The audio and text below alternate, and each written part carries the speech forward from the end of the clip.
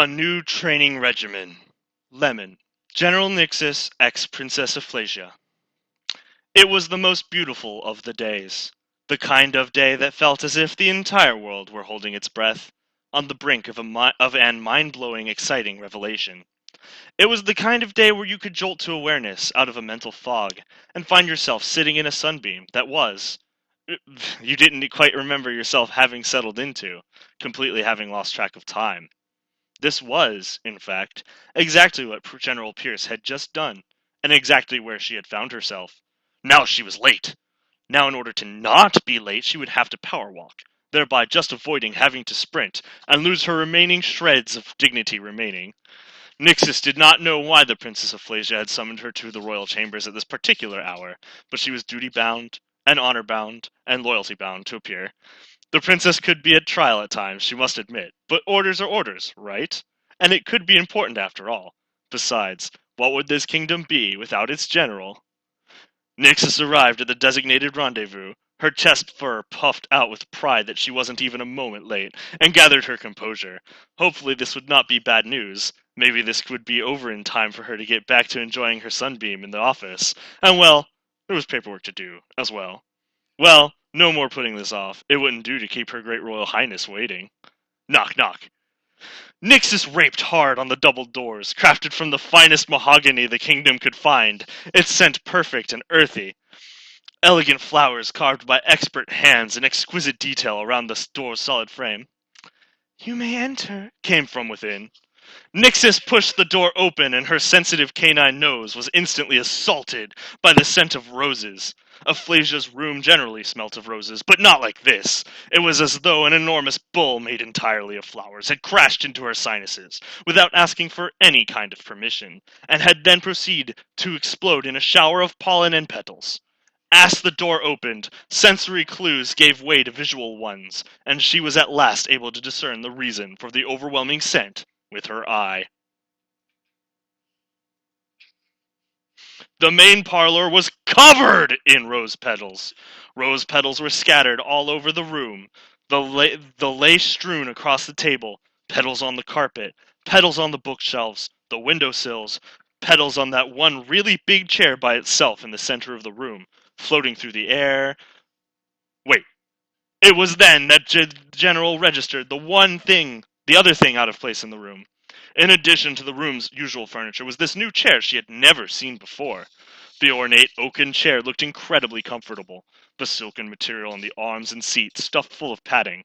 It would have been a terribly inviting chair. In fact, just the kind of thing one longs to curl up in with a good book and a cup of tea, were it not for the rather imposing and ominous-looking manacles glinting from its arms and legs. It rather spoiled the aesthetic. "I'm glad you have decided to treat this with your usual punctuality, my dear General," said Aflasia calmly, obviously much less put out by the interloping furniture and errant rose petals than Nixis was. "Of course, my princess." And Nixis swept into a dramatic bow, determined to look as nonplussed as Aflasia. "I am at your service." Quite," smiled Aflasia with a peculiar undertone that did not escape the General's sharp awareness. "I am glad that you remember. Please take a seat." She gestured to the massive oaken chair with a level of authority that brooked no argument, despite Nissik's rising chagrin. Quite put out by this turn of events, there was a moment of intensely awkward silence as Nixis processed this request. Ever obedient, however, Nixis decided to humor her princess and friend, and reining in her mounting trepidation, strode her way confidently to the chair. After all, Aflasia was her friend and her liege. Surely nothing bad could come of this. Nixis daintily lowered herself onto the silken cushion, and placed her arms where the chair indicated they should be placed. Aflasia, an evil smirk spreading across her royal visage, practically ran to the seat to lock the manacles around Nixis's wings, careful not to hurt the rose-patterned folds of delicate pink skin. With this done, she more leisurely bent to lock the manacles around the general's ankles. She rose triumphantly, then leant into Nixis's ear. "I will return momentarily, dear General," Aflasia whispered, the huskiness of her breath tickling the sensitive skin inside Nixis's ears. She twitched them involuntarily. "I am not dressed appropriately for this."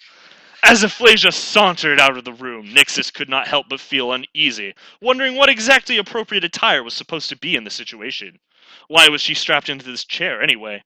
What did the way Aphlasia was dressed have to do with anything? What was going on? How did Aphlasia get all these rose petals into this room without alerting anyone? Why was she strapped to this chair?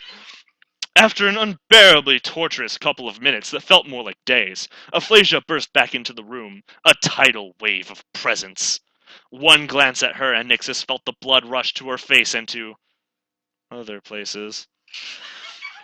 Aphlasia was bedecked in tight, shining black leather from head to foot, starting with vicious black leather high-heeled boots that reached all the way to her knees, just barely revealing the black fishnet stockings that traveled the rest of the way to her black panties. Completing the outfit was a black leather corset with hot pink lace that clung tightly to her frame, giving an odd emphasis to her chest and making her breasts appear larger than Nixis knew them to be. When she was finally able to drag her eyes away from Aphlasia's body, Nixis noticed her friend had also found a riding crop somewhere. She hadn't even known that riding crops came in bedazzled hot pink. My dear General, you've been a bad bat, Aphlasia breathed, the words dripping from her lips like honey. Doing nothing but all that boring paperwork in your office, day after day. One could almost say that you've been slacking off. The way she was ever so slowly moving towards the chair, lightly tapping the riding crop in the palm of her hand, was disconcerting to say the least. Aphlasia paused in front of the chair, only a few feet away from Nixis, and leaned forward until her nose nearly touched the General's. So, I've come up with a new training regimen to keep you in shape. I do so hope you enjoy it.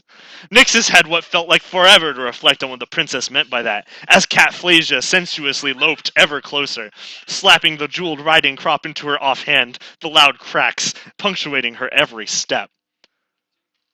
What are you going to do to me? Quivered Naxis, at last past the lump in her throat.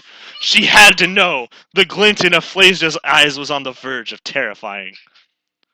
Nothing to be worried about, my dear Nixis, breathed Aphlasia, her breath hot and quivering in the air. The riding crop moved tenderly forward, gently booping the bat's nose.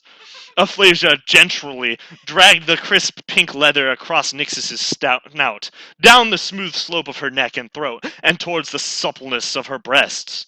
Growling in displeasure, Eastern Asia poked Nixis hard in the left boob with the riding crop, causing the General to flinch. But these clothings are in the way. Nixis is wearing her usual outfit, pomegranate pants, met a pomegranate coat under which she wore a white blouse with lots of ruffles. Her golden belt held her sword to her side. It was made of crystal and flowers. This one is easy, murmured Aphlasia as she unbuckled Nixis's belt and gently removed it, leather hissing against the fabric. But the manacles will make removing the rest of this harder. Aphlasia carelessly tossed the belt and scabbarded sword to the side. They clanged loudly against the stone floors, causing Nixis to cringe. But oh, so much more fun, the princess exclaimed, obviously enjoying this whole exchange much more than her victim.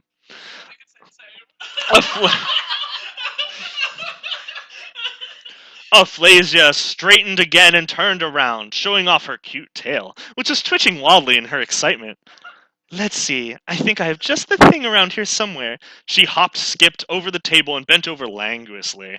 Despite everything warring within her, Nixis couldn't help but appreciate the Cabot's hot ass as it was waggled all over the room as Aphlasia searched. The panties really showed off her flanks, and those boots did wonders for her legs. I have it! Nixis's view of Aphlasia was changed drastically as she turned around wielding a small pair of scissors. The cat rabbit's evil smirk was almost too much for the wolf bat to bear badger.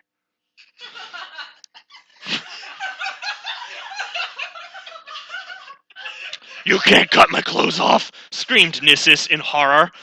What kind of training is this supposed to be? The best kind of training, Nixisia replied.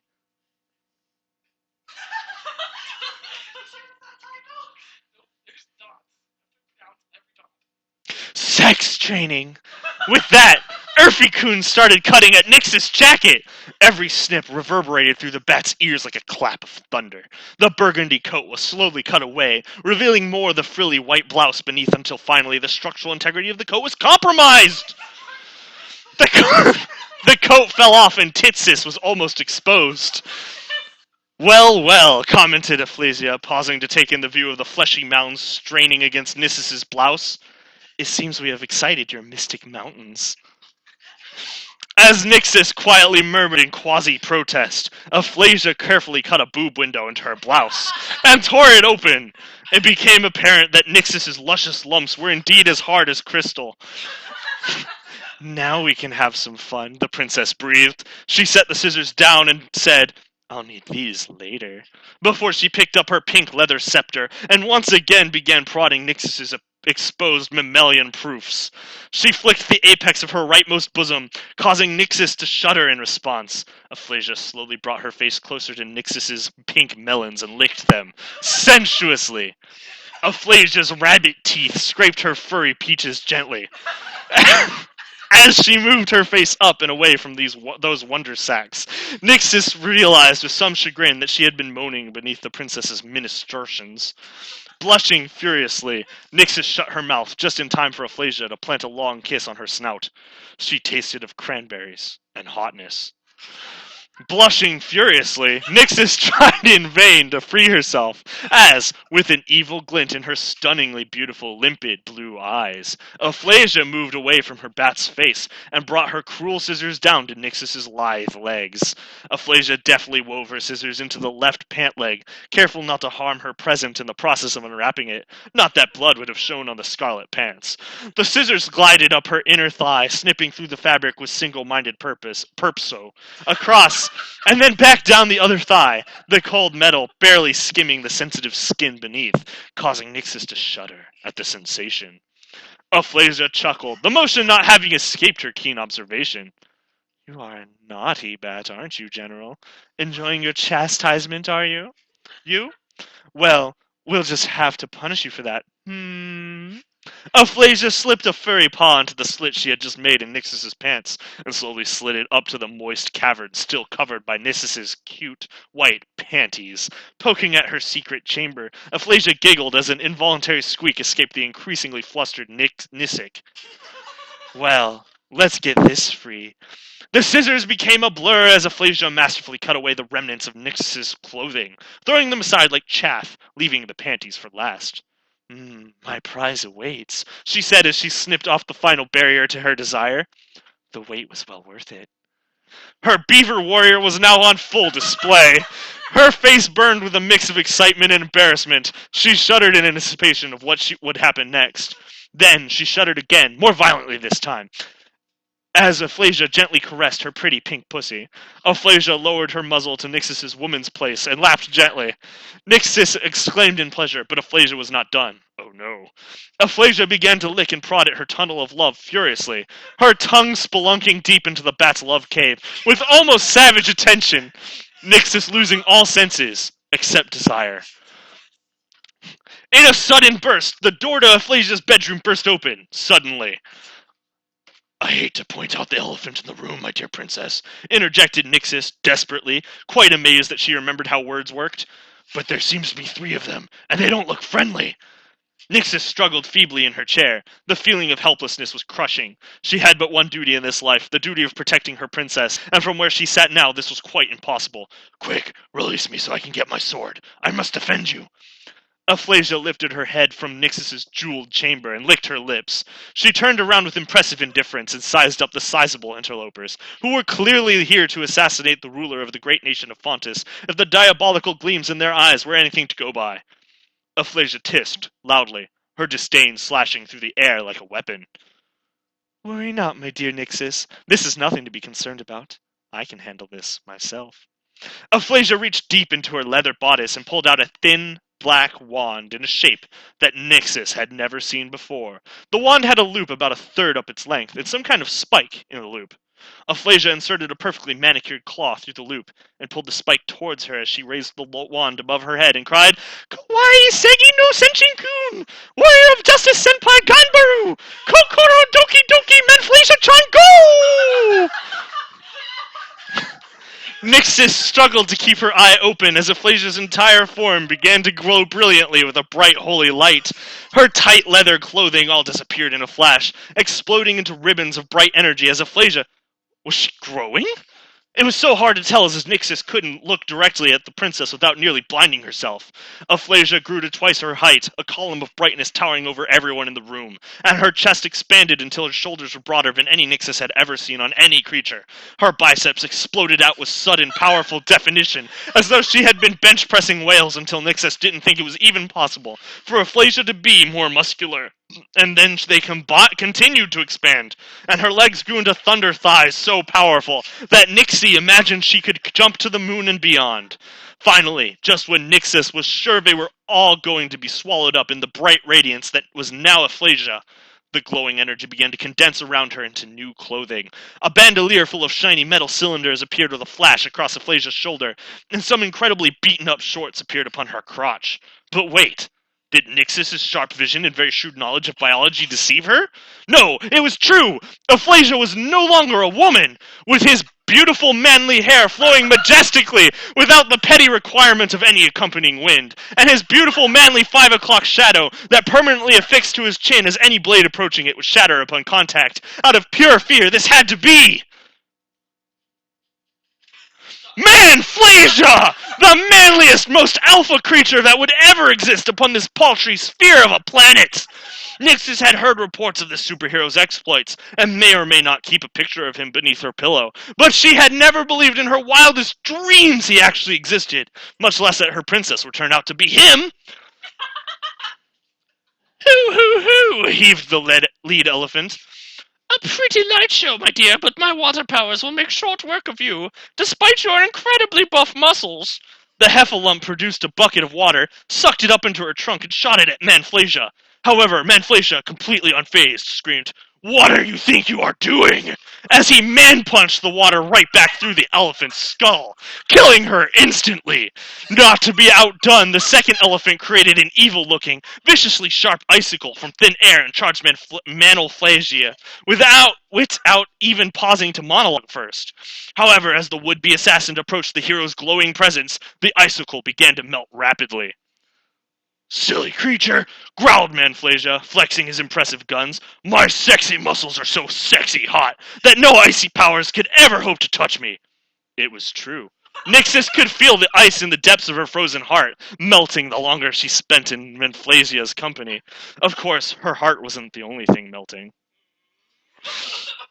But Manflasia wasn't about to let the ice user off so easily, and the cat rabbit was clearly irritated by the interruption of the hot, sexy times she had been having with his bat dog.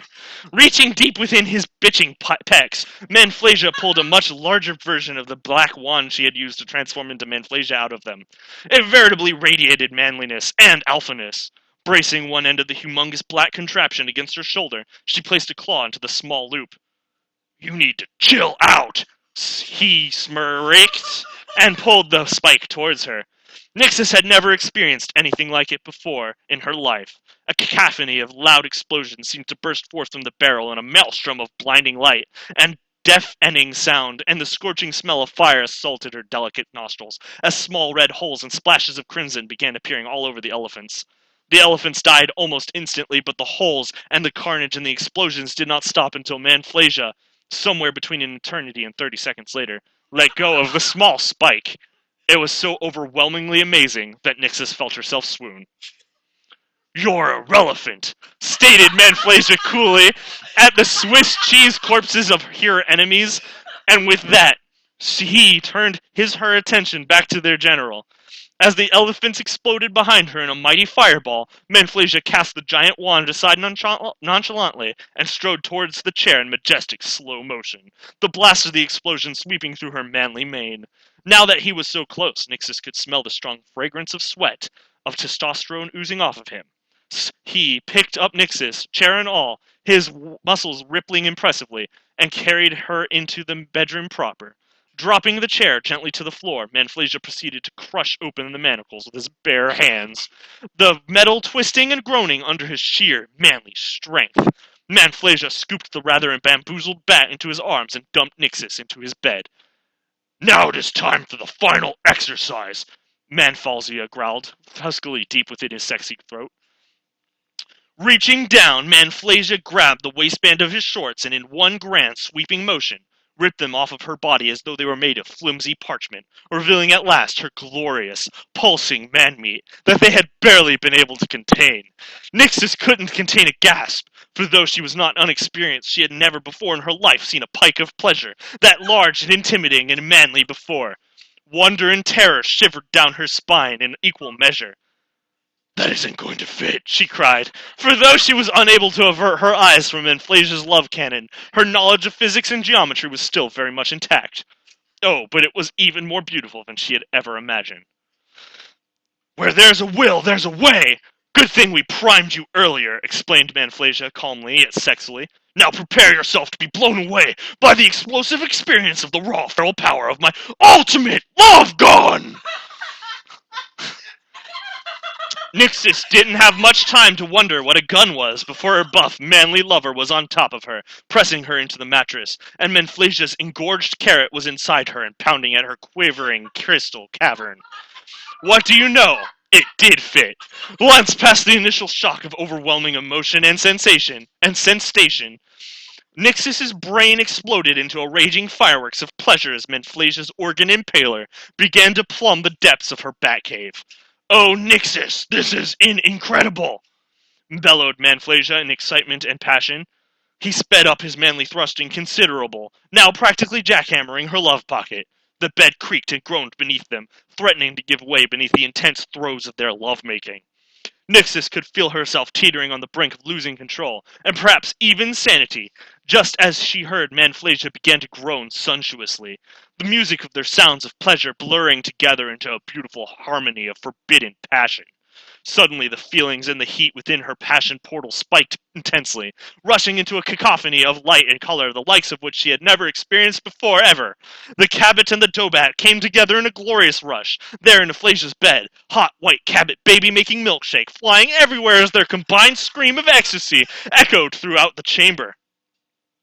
When Nixus finally came to her senses enough to remember who and what she was, she saw that Aflasia had returned to her normal, tiny, unmuscular, unmanly form, and was lying, panting and trembling on top of her. Anyways, having to get off, to return to normal, explained Aflasia between pants, smiling serenely. Consider your training complete for the day, General. You passed with flying colors.